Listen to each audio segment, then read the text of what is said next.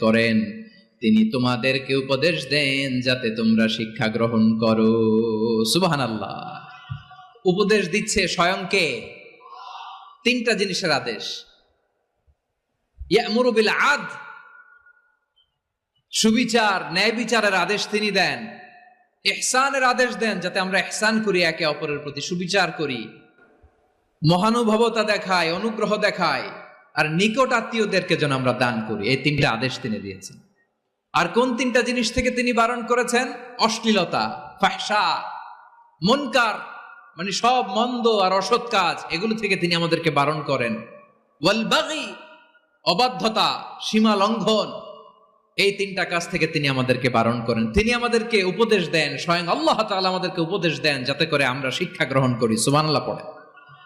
তাহলে আসুন আমরা ধরে ধরে একটা একটা করে সামনের দিকে আগাই। আল্লাহ তাআলা প্রথমে আমাদেরকে আদেশ দিয়ে